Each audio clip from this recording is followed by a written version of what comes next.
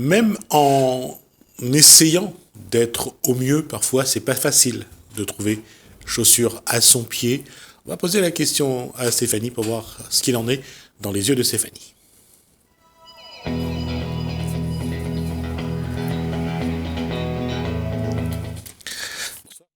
Bonsoir.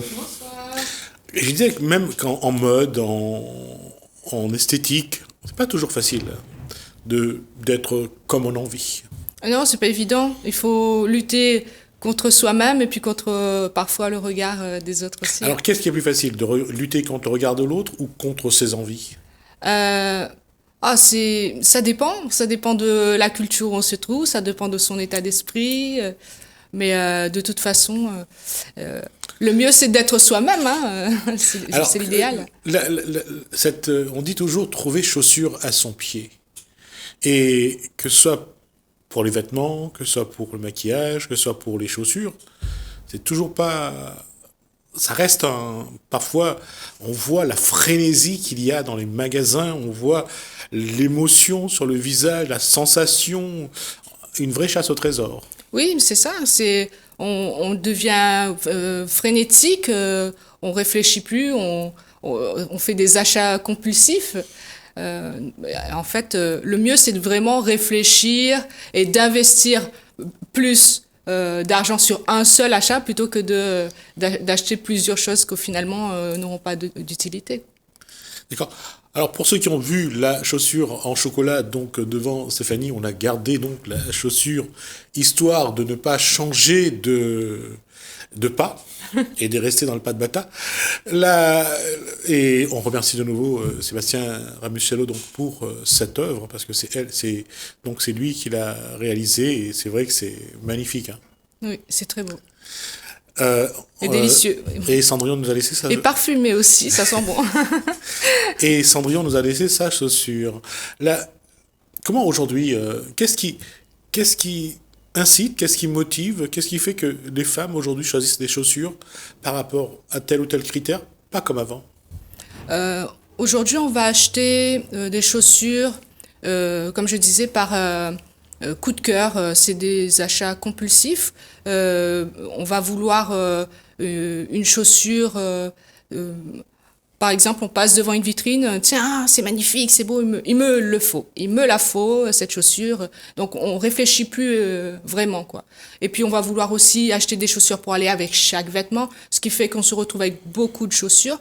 Alors qu'avant, on achetait vraiment pour tous les jours, hein. Et puis, on avait la paire de chaussures réservée pour le dimanche, pour la messe. Donc, c'était la chaussure Ça relevait élégante. aussi d'une tradition, je veux dire, dans les familles, pas seulement à La Réunion, partout dans le monde, lorsqu'on avait un beau vêtement, le vêtement du dimanche, la tenue du dimanche, ça c'était sacré. C'était pour le dimanche. Et pour l'église généralement, ou pour le lieu de culte qu'on fréquentait.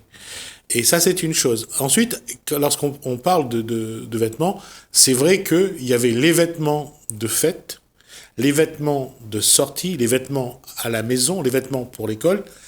Ces critères-là ont évolué. Oui, ça a évolué. On va volontiers mélanger un peu les deux. On va retrouver des vêtements un peu habillés qu'on va mélanger avec, par exemple, un jean. Donc, les gens ils ne gardent plus les vêtements spécifiquement pour une occasion. À moins vraiment que ce soit la robe de soirée, par exemple, là, c'est vraiment réservé. Mais tout ce qui est à paillettes ou habillé, des tissus un peu chics, c'est vrai qu'on va retrouver volontiers pour tous les jours de la semaine ou même pour aller travailler. Il y a un constat quand même qu'on peut faire, c'est que là, quand on regarde dans les magasins, il n'y a plus non plus ce qu'on appelle les les vêtements à destination de telle ou telle chose. J'allais dire les cas spéciaux, les cas extraordinaires. Aujourd'hui, on achète un vêtement un petit peu pour tout. Et on le voit à l'école, il y a des jeunes filles et des jeunes garçons qui arrivent très habillés. Et on voit également chez les adultes, dans les bureaux, parfois, on porte un vêtement pour pas une occasion, mais pour marquer ce qu'on est, marquer sa personnalité, et on voit que, Et c'est un paradoxe. Les gens essayent toujours de dire je suis moi et je ne change pas, mais malgré tout, le vêtement va changer la personne.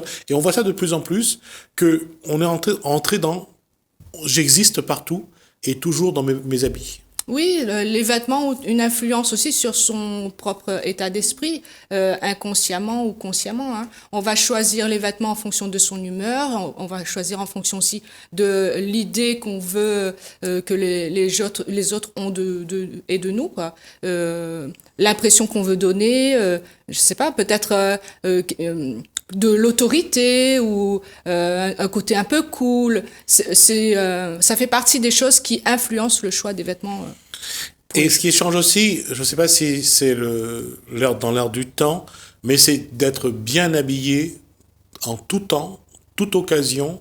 Et il n'y a plus un moment particulier, il n'y a plus un moment où non, il faut être bien et ça relève aussi de quelque chose qui est un peu malheureusement montre aussi un mal-être. C'est-à-dire que on essaye toujours de donner à l'habit l'image qu'on veut montrer de soi.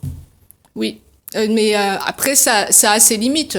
Si c'est seulement une image qu'on veut renvoyer et qui ne correspond pas à ce qu'on ressent à l'intérieur, de toute façon, on ne sera pas guéri de nos propres blessures. Ça n'est qu'une apparence. Et je sais pas, je pose la question Stéphanie, le matin quand elle se réveille, je veux dire, elle s'habille pour faire telle chose, autre chose, une occasion, ou c'est machinal et je m'habille parce que comme je me sens bien. Je m'habille en fonction de ce que je vais faire dans la journée. Pareil pour le maquillage, je me maquille en fonction de ce que je vais faire dans la journée, donc plus ou moins de maquillage selon si je sors par exemple ou si je vais jardiner ou cuisiner tout simplement. Donc je m'adapte en fonction de ce qu'il y a à faire dans la journée. Mais pour moi l'essentiel, de toute façon l'essentiel, ça va être que les vêtements soient propres, repassés. Donc après, chacun choisit en fonction de ce qu'il a déjà dans son armoire, hein, de ses moyens. Et puis en fonction de ce qu'il aime, de ce qu'il a envie de faire. Est-ce qu'il faut poursuivre sur les tendances du moment, c'est-à-dire être bien comme on a envie, au moment où on a envie, ou revenir à ce qui était avant, c'est-à-dire ça c'est pour l'occasion exceptionnelle, ça c'est pour le bureau, ça c'est pour sortir, ça c'est pour aller travailler, ou est-ce qu'il faut revenir à quelque chose? Il n'y a pas de plus simple, parce que je ne suis pas sûr que ce soit plus simple, mais essayer d'avoir des tenues pour des moments particuliers. Oui, je pense que ce serait une bonne chose pour la société. Puis de toute façon, les gens, ils sont, après le confinement, les gens ont réfléchi à toutes ces questions d'écologie et tout ça. Donc, comme on est dans un monde un peu de surconsommation, c'est vrai que le fait comment dire, faire des compartiments. C'est-à-dire, on va choisir tel vêtement sera réservé pour telle occasion, telle activité. Donc, ça permet de prolonger la vie d'un vêtement, par exemple. Tout simplement parce que, justement, on va pas l'utiliser n'importe comment. On va pas mettre sa meilleure chemise pour aller jardiner, par exemple. Vous voyez, donc, c'est une façon de préserver ces vêtements et donc de moins participer à la surconsommation. Mais et quelque part, enfin c'est un constat qui est gratuit. Hein, je ne donne de leçons à personne. Mais le fait aujourd'hui que on a créé un monde où on met tout dedans. Est-ce qu'on n'a pas perdu un peu nos repères par rapport à pas par rapport à avant, mais par rapport à ce qu'on a besoin. On a toujours besoin d'avoir un environnement avec un certain cadre, avec des repères, avec des choses qui nous permettent d'évoluer d'une certaine façon. Et en supprimant tous ces éléments-là, en créant un fourre-tout sans être péjoratif, j'ai l'impression on s'est coupé aussi de moyens de bien fonctionner ou de mieux fonctionner. Oui. Et ça participe à une espèce d'ambiance générale où les gens se sont rendus compte des choses essentielles, hein, comme, par exemple des savoir-faire basiques que toutes les familles, toutes les personnes devraient avoir, comme savoir coudre, savoir cuisiner, savoir faire un peu de bricolage, au moins construire une cabane ou un abri pour les animaux, je ne sais pas. ce genre de choses, donc les essentiels, c'est vrai que les gens ils commencent à y réfléchir et à se poser des questions sur qu'est-ce qui est essentiel. Alors, à ça, il y a une posture qui a souvent été citée. Les gens vivent aujourd'hui en appartement, vivent dans les immeubles. Donc, ils ont plus à connaître ce qu'on connaissait avant quand on est dans une maison, à fabriquer donc une niche pour le chien, à fabriquer une petite boîte pour les oiseaux, à avoir un hamster ou des cobayes. Tout ça, on a cru que c'était plus nécessaire. Et finalement, aujourd'hui, on se rend compte que c'est nécessaire et que même dans les appartements, les gens commencent à essayer d'avoir un pot pour planter quelques persils, d'avoir un pot pour avoir des fleurs. Et c'est ce retour à une vie qu'on a connue montre bien que l'être humain a besoin d'avoir, je dirais presque un agenda pour fonctionner. Et oui, et ce sont des savoir-faire qui se sont perdus. Et par exemple, le métier de cordonnier, c'est un métier qui s'est beaucoup perdu. Par exemple, à La Réunion, il n'y a pas de filière de cordonnerie. Donc, c'est un savoir-faire qui est utile dans la vie de tous les jours. Maintenant, on est obligé d'acheter à chaque fois que ça casse. On rachète, au lieu de réparer comme le faisaient les anciens. Oui. Parce que c'est un savoir-faire qui s'est perdu. Avant, on réparait du cuir. Eh oui. Aujourd'hui, les chaussures qu'on achète, c'est pas forcément est-ce que ça en vaut la peine, est-ce que ça vaut la peine de payer un prix parfois plus élevé que des chaussures neuves, est-ce que ça vaut le coup d'investir, de payer un cordonnier pour faire quelque chose qui ne va pas non plus durer. Exactement. C'est un problème parce que c'est l'évolution de l'industrie de la chaussure qui a entraîné la perte de ce savoir-faire. Parce que justement, quand les chaussures se sont transformées et sont devenues plus des chaussures de sport qu'on appelle les sneakers, donc les chaussures de sport qu'on utilise en ville, avec les semelles en caoutchouc, c'est vrai qu'on ne travaille pas de la même façon qu'avec les chaussures classiques, avec les semelles en bois ou en matière plus dure. Donc là, il va falloir travailler avec des clous, ce genre de choses. Et c'est vrai que c'est un savoir-faire qui s'est perdu à cause de la modification de l'industrie. Alors, on parle des cordonniers parce que les couturiers, c'est un peu la même situation. Oui, tout à fait. Ce sont des professions qui sont un peu tombées en désuétude par le fait de l'industrialisation et de la surconsommation. Donc, tout s'est centralisé sur, par exemple, la Chine, l'Inde, tous ces pays qui sont les fournisseurs du monde entier.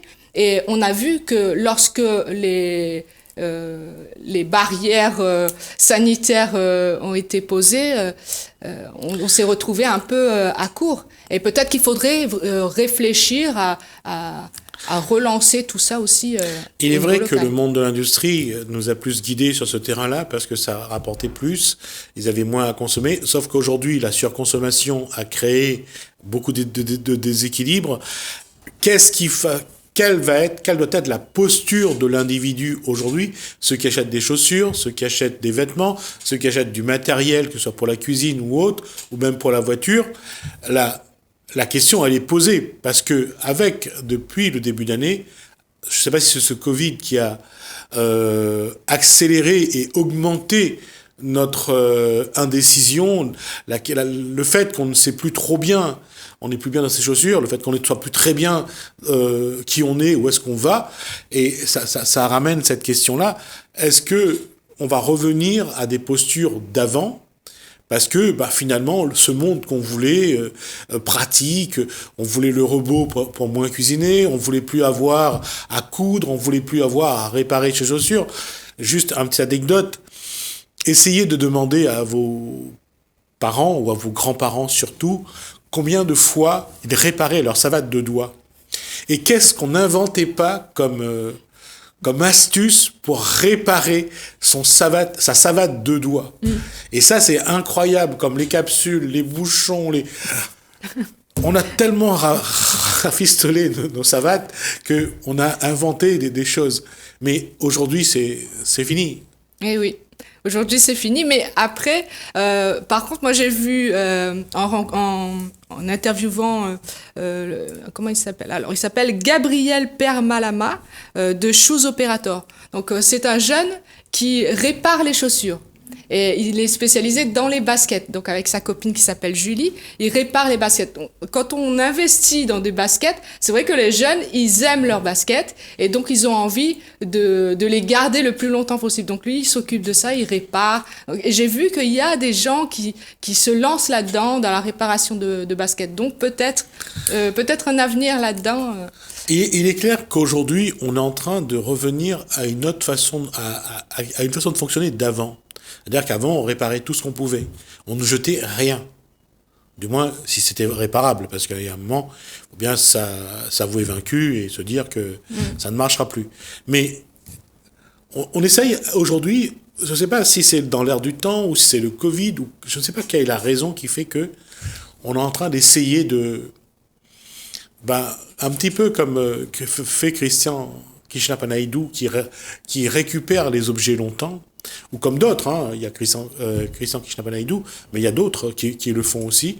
On essaye de sauvegarder les objets d'avant. Oui, je vois deux raisons à ça. Je vois la prise de conscience écologique.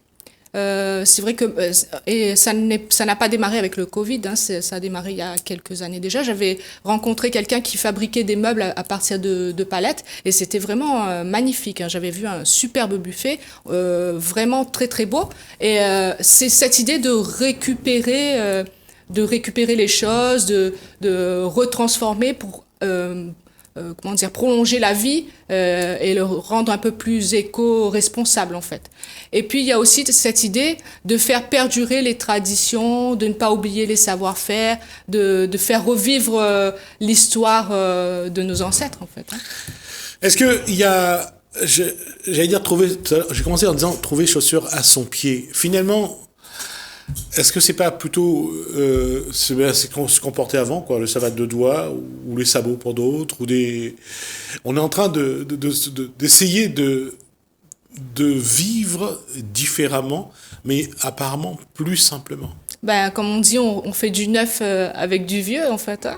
Et d'ailleurs, j'ai vu récemment dans les défilés que les sabots revenaient à la mode. Donc, comme quoi, vraiment, c'est vraiment un éternel recommencement, quoi. On revisite les choses d'autrefois et c'est pas plus mal comme ça. Oui, mais ça pose une question, c'est-à-dire que ça met en branle toute une société au niveau économique, au niveau social, au niveau éducation, au niveau formation. Il y a un moment, il faut changer le cadre, il faut changer le socle. Et est-ce que l'individu, et là je parle du Réunionnais, est-ce que lui, aujourd'hui, ou la Réunionnaise, bien évidemment, est-ce que lui ou elle, aujourd'hui, a envie justement de bouleverser à nouveau son environnement et ses habitudes? Je pense que les gens ont envie de changement, mais que le changement, ça fait peur. Ça fait toujours peur. On n'a pas envie de se retrouver dépourvu comme les gens, comme on disait, misère autrefois, quoi. Et c'est vrai qu'il va falloir trouver un compromis entre tout le confort d'aujourd'hui et les bienfaits que pouvait avoir la façon de fonctionner d'autrefois. Et là encore, je pose la question, et je pose la question à ceux de mon âge, bien sûr, de ma génération, qui ont un peu moins qui ont autour de 40 ans. La question, c'est combien de fois on a envie de recoller la semelle de sa chaussure pour ne pas acheter une autre paire? Ça dépend. Moi, personnellement, je le fais. Hein. D'ailleurs, les chaussures que j'ai sur moi, je les ai emmenées chez le cordonnier au moins 2 fois. Mais il faut aimer ses chaussures, il faut aimer ses vêtements pour vraiment avoir envie de les garder, quoi, malgré tout, en fait. Hein.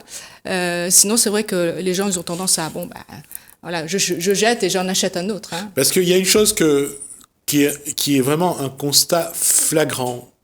C'est les ressourceries à La Réunion. Et ces gens, aujourd'hui, reçoivent des tonnes de vêtements qu'on ne porte plus.